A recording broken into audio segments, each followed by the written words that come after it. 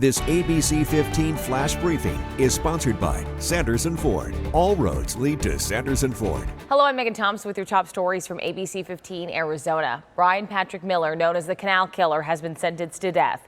He was found guilty back in April of killing 21-year-old Angela Brosso and 17-year-old Melanie Burness 30 years ago. The two women both disappeared while riding their bicycles along the Arizona Canal in North Phoenix. Today, Stage 1 fire restrictions will go into effect on state trust lands within Maricopa, Gila, and Pinal counties. The Department of Forestry and Fire Management says they've seen an uptick in fire activity in the area. So for now, that means no campfires outside, picnic areas, smoking, or setting off any fireworks. Compstat is a policing tool that looks at real-time data and data trends to provide real-time crime intelligence to police departments all across the country. It's just one of the tools the Phoenix Police Department will use to implement its new crime reduction plan. While Compstat is a new tool for Phoenix PD, it has been used in police departments across the country since the early 90s. Critics of the tool tell ABC15 they're concerned about Compstat's potential impact on minority communities. It's really the taking of the data, synthesizing it, and looking at where the trends are. One of the big criticism of Compstat was that it has a tendency to target communities of color. ABC15 anchor Javier Soto sat down with Phoenix Police Department's interim chief to ask him how the department will use Compstat and how the tool fits into their crime reduction plan. You can find that full interview online right now at abc15.com. Arizona is getting nearly $20 million to help people experiencing homelessness. The Arizona Department of Housing says the funding will be used to provide shelter and other services to people experiencing homelessness. It'll be split between Flagstaff, Mesa, Phoenix, Scottsdale, Tempe, Tucson, and also Coconino County.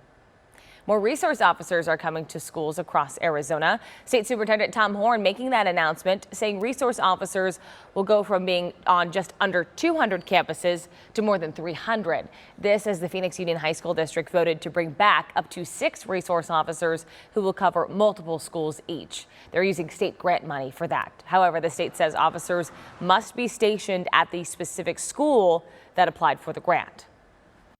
And we granted all 6 schools funding for a school resource officer. So that money is available. I hope they take it. But that money is only available for the application that was made and that was granted. Phoenix Union can't use that money for other purposes.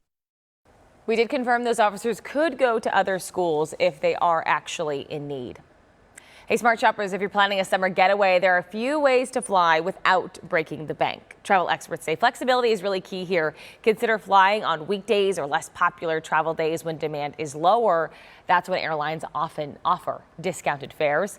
Set fare alerts. You can sign up to get some from your favorite airlines or price comparison websites. They track the prices of your desired flights, and they'll notify you when the price actually drops.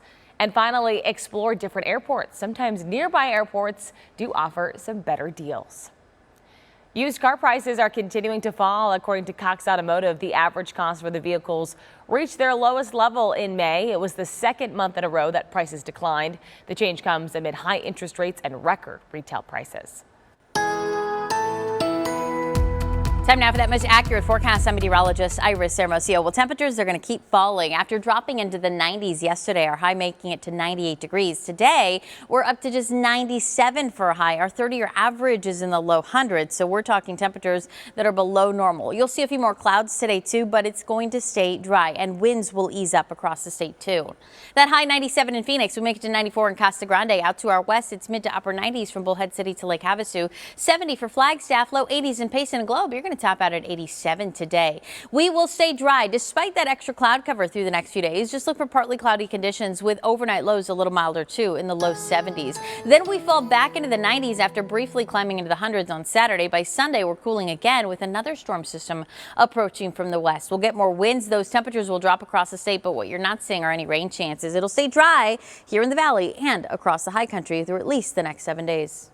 For the latest headlines, weather, and traffic, head to abc15.com or download that free ABC15 mobile app.